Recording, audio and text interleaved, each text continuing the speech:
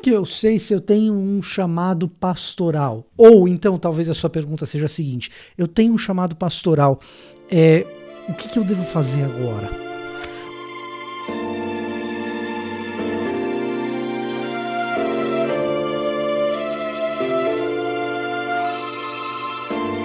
Olá, eu sou o Victor Fontana, esse aqui é o meu canal, ele pode ser um pouco seu também.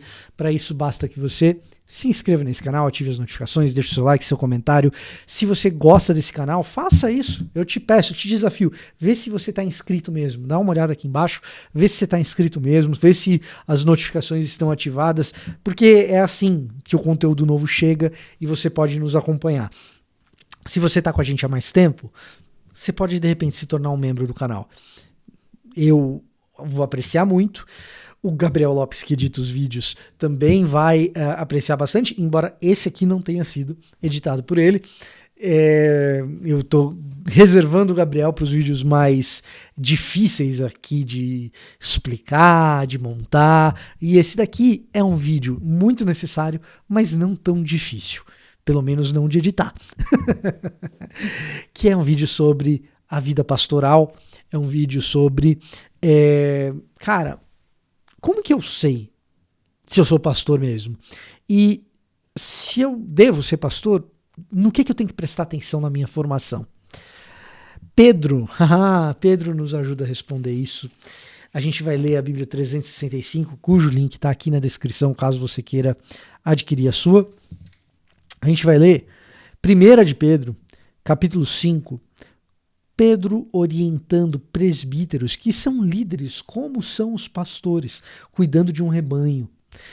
Olha o que ele diz a partir do versículo 1, 1 de Pedro 5:1.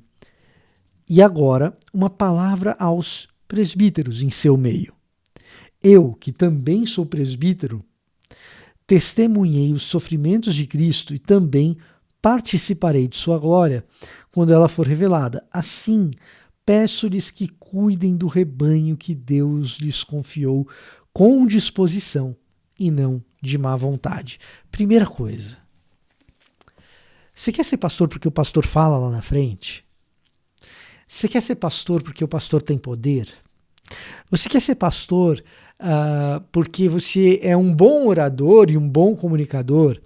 Você quer ser pastor porque você olha para a igreja e você tem projetos de fazer a igreja ser maior e ir mais longe? Cara, algumas dessas coisas são boas, outras são bem ruins, mas nenhuma delas, nem as boas, é motivo para que você diga, eu quero ser pastor. Ser pastor é coisa para quem quer cuidar de gente, com disposição e não com má vontade. Por que Pedro está falando de má vontade para esse pessoal? Bom, desde que a igreja é igreja, cuidar do rebanho dá trabalho. As pessoas chegam com as dúvidas que você já respondeu 200 vezes, ela está chegando pela vez 201. As pessoas chegam com os problemas que você está cansado de saber como é que resolve, mas precisa que elas resolvam. E efetivamente elas fazem o contrário daquilo que você orienta. Você diz 1, 2, 3, 4 vezes de púlpito que um determinado comportamento vai levar à destruição. A pessoa escuta uma vez o cara falar diferente na internet, ela vai e faz exatamente aquilo que você falou que não era para fazer. E aí ela chega no seu gabinete, destruída. De má vontade, você dá uma bronca. De má vontade, você humilha.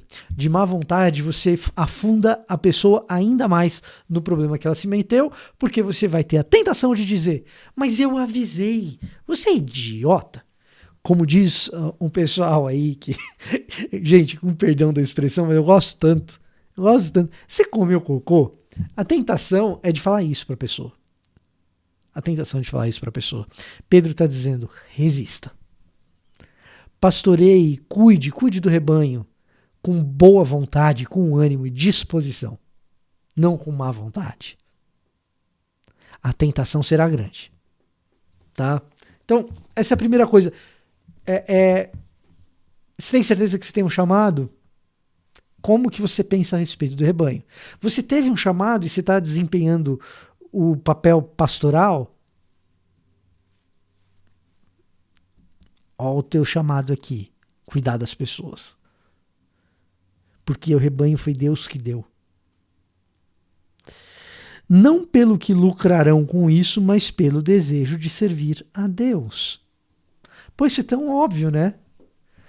Você vê lá no primeiro século, a igreja no comecinho, já tinha gente que queria servir na igreja pelo lucro, como a gente vê hoje. Você vê que coisa? E talvez você tenha uma disposição super sensata, boa, você quer ser um pastor que realmente abençoa as suas ovelhas. Cuidado para que essa boa disposição ela não venha acompanhada lá no fundo por um mero desejo de ser sustentado pela igreja. Porque aqui não está falando de alguém que lucra muito e outro que lucra pouco, mas está ok. Não, está falando que o desejo de lucro para o mundo pastoral é um desejo ruim. Não deveria ter. Pensa em servir a Deus. Versículo 3. Não abusem de sua autoridade com aqueles que foram colocados sob seus cuidados, mas guiem-nos com seu bom exemplo. Você quer ser pastor para mandar? Tá errado, cara. Tá errado. Já tem muito pastor abusivo. Faça um favor à igreja, a si mesmo, à sua família. Desista do mundo pastoral se você quer ser pastor para mandar. Desista. Você vai estar fazendo um favor para sua igreja, para a igreja brasileira, para sua família, para si mesmo e até para mim, que não vou ter que ficar corrigindo você na internet. Eu sou educado, não fico dando exposed, mas até para mim você está fazendo um favor se você desistir e desistir agora. E desistir agora. Não abuse. O Pedro,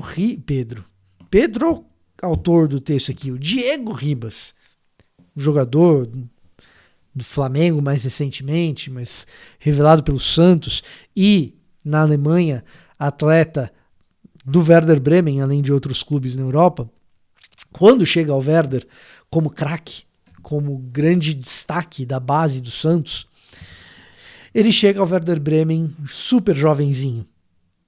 E o capitão da equipe manda os jovens recolherem as bolas e os cones e os coletes depois do treino. E o Diego se recusa. É o próprio Diego Ribas que conta essa história. Eu acho fabulosa. E é uma tradição dentro do clube que os jogadores mais jovens arrumem o campo no final do treinamento. E o Diego é o astro da equipe, ele chega como o principal jogador do ponto de vista técnico, mas é um dos mais jovens. Então o capitão da equipe diz ao Diego que recolha as bolas, os cones, os coletes, ele se recusa. Então outros 3 atletas jovens vão lá fazer esse trabalho, porque o Diego se recusou, mas os outros 3 não. E para complementar o trabalho, o próprio capitão da equipe vai lá, no lugar do Diego, e recolhe os coletes. Ele, o capitão, o mais velho, aquele que tem mais tempo de casa, faz isso. E no segundo treino a mesma coisa, e ele insiste com o Diego, vai lá, e o Diego fala, não vou fazer.